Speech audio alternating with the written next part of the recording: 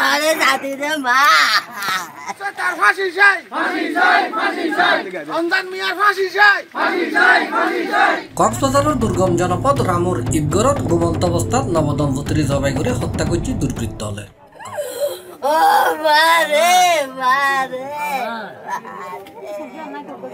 জুনের 19 তারিখ বুধবার দিবাগত রাত আনুমানিক 2টার দিকে উপজেলার ঈদগড় ইউনিয়নের 6 নম্বর ওয়ার্ডের উরুরখিল এলাকাত এই লুমহর্ষক ঘটনা ঘটে।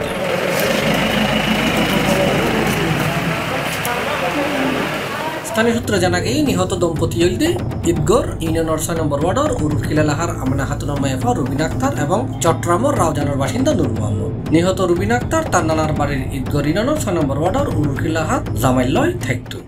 মারারি ননর জেরবানে মারারি আদর আর পুরুষ জামাই পুরুষ আমার জামাই আই সত্যি এম বিশ্বাস চাই না।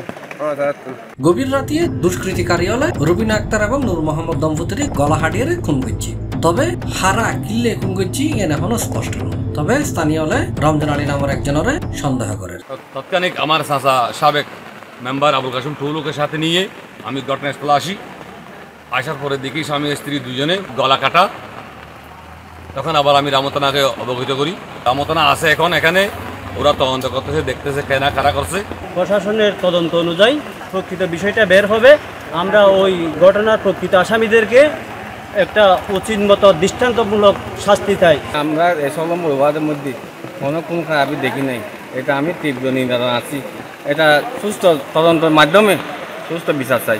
এই বিষয়ে স্থানীয় মেম্বার কামরুল আমিনী জানাই, দুইজন মার্ডার এক রাতে একসাথে একই বিছানায়, যারা যারা এই ঘটনার সাথে জড়িত আছে তাদের দৃষ্টান্তমূলক শাস্তি হোক এই দাবি জানাচ্ছি। আমি ইউনিয়নের পক্ষ থেকে এরকম ঘটনা যেন আর না হয় আমি এই আশা ব্যক্ত রাখি। আর এই বিষয়ে রামতানার ওসি তদন্ত ইমন কান্তি চৌধুরী জানাই, লাশ যে মর্গত পাঠাই না এখন পর্যন্ত হনিকার তো দরাতার না যাবে না।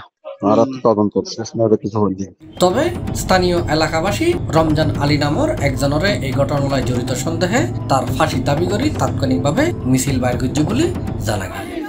রমজান মিয়ার ফাঁসি চাই ফাঁসি চাই ফাঁসি চাই। C+ চট্টগ্রাম।